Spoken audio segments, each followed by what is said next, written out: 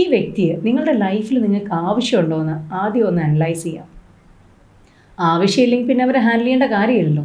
നമ്മൾ മാക്സിമം അവരുടെ നിന്ന് മാറി നടക്കുക, അല്ലെങ്കിൽ അവരെ നമ്മുടെ ജീവിതത്തിൽ നിന്ന് മാറ്റി നിർത്തുക. നമസ്കാരം. ആത്മസൂത്ര മൈൻഡ് കെയറിൻ്റെ സിമ്പിൾ 5ലേക്ക് വീണ്ടും സ്വാഗതം.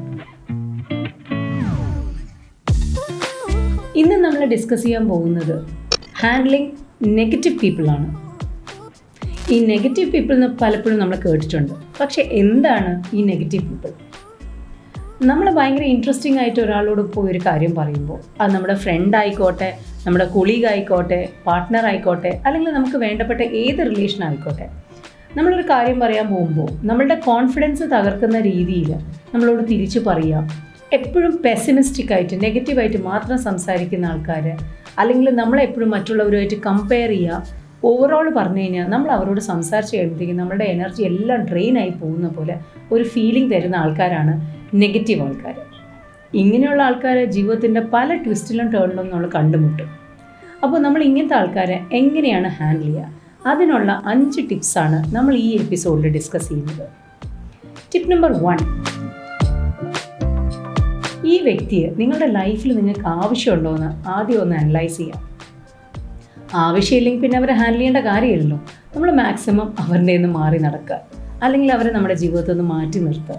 അതാണ് ഏറ്റവും വലിയ ടിപ്പ്, നമ്മുടെ tip number 1, staying away from negative people. ഇനി ചിലപ്പോൾ നമുക്ക് വളരെ വേണ്ടപ്പെട്ട ആൾക്കാരായിരിക്കും. അവർ ഓവറോൾ നെഗറ്റീവ് ആയിരിക്കില്ല, പക്ഷെ നമ്മളുടെ കോൺവെർസേഷനിലും നമ്മളുടെ പ്രവൃത്തിയിലും എപ്പോഴൊക്കെയോ നമ്മൾ താഴേക്ക് വലിക്കുന്ന ആൾക്കാരായിരിക്കും. അങ്ങനെയുള്ള ആൾക്കാരാണെങ്കിൽ നമ്മൾ കളയേണ്ട ആവശ്യമില്ല, നമുക്ക് അവരെ ഹാൻഡിൽ ചെയ്താൽ മതി. അവിടെയാണ് നമ്മുടെ ടിപ്പ് നമ്പർ 2 വരുന്നത്. നമ്മളൊരു കാര്യം വളരെ പോസിറ്റീവായിട്ട് ചെയ്യാൻ പോകുന്നൊരു കാര്യം, അല്ലെങ്കിൽ ചെയ്യാൻ പോകുന്നൊരു പ്ലാൻ അവരുമായിട്ട് ഡിസ്കസ് ചെയ്യുമ്പോൾ അവർ ചിലപ്പോൾ അതിനെ പറ്റിയിട്ടുള്ള നെഗറ്റീവ്സ് ഒക്കെ ആയിരിക്കും പറയുക. അല്ലെങ്കിൽ ഇതുപോലെ ഫോർ എക്സാമ്പിൾ, നമ്മളൊരു ബിസിനസ് തുടങ്ങാം എന്നൊരു നല്ലൊരു ബിസിനസ് ഐഡിയ ആയിട്ട് നമ്മളൊരു സുഹൃത്തിൻ്റെ അടുത്ത് പോവാണ്. അപ്പോൾ തന്നെ അവർ പറയും, ഇങ്ങനെ കുറേ ആൾക്കാർ പൈസ കൊണ്ട് കളഞ്ഞിട്ടുണ്ട്, അങ്ങനെ സംഭവിച്ചിട്ടുണ്ട്, ഇങ്ങനെ സംഭവിച്ചിട്ടുണ്ട്.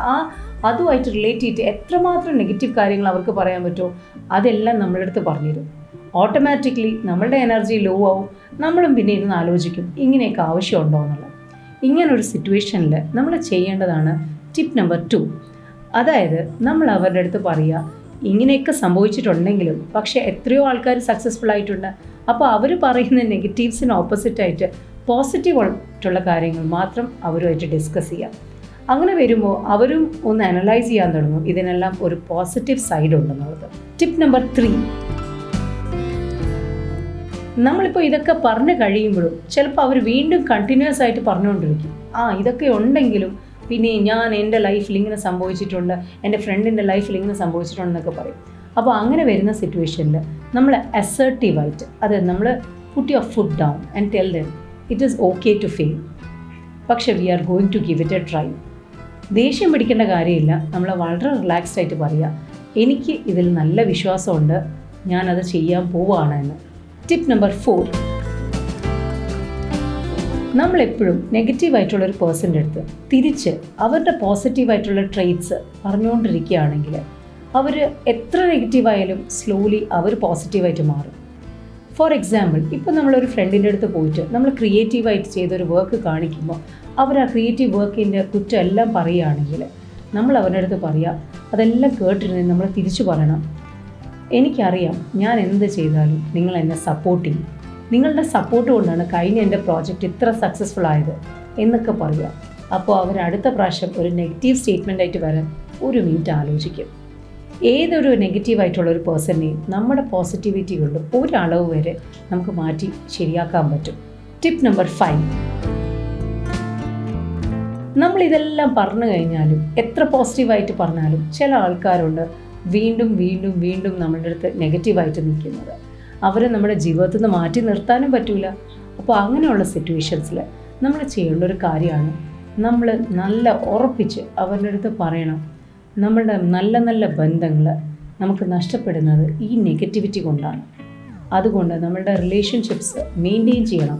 നമ്മൾ സക്സസ്ഫുൾ ആവണമെന്നുണ്ടെങ്കിൽ forget the negatives and bring in the positives. നമ്മുടെ കണ്ടിന്യൂസ് ആയിട്ടുള്ള റീഇൻഫോഴ്സ്മെൻറ്റ് കൊണ്ട് അവരുടെ നെഗറ്റിവിറ്റി തീർച്ചയായിട്ടും നമുക്ക് മാറ്റാൻ പറ്റും. ഇത് കേട്ടുകൊണ്ടിരിക്കുന്ന എല്ലാവരുടെ ലൈഫിലുമുള്ള പോസിറ്റീവ് ആൾക്കാരുടെ നമ്പർ കൂടട്ടെ, അതേപോലെ നെഗറ്റീവ് ആൾക്കാരുടെ നമ്പർ കുറയട്ടെ എന്ന് ആശംസിച്ചുകൊണ്ട് തൽക്കാലം വിടവാങ്ങുന്നു. നിങ്ങൾക്കൊപ്പം Sindhu Nandakumar, consultant psychotherapist at Atmasutra mind care. Thank U.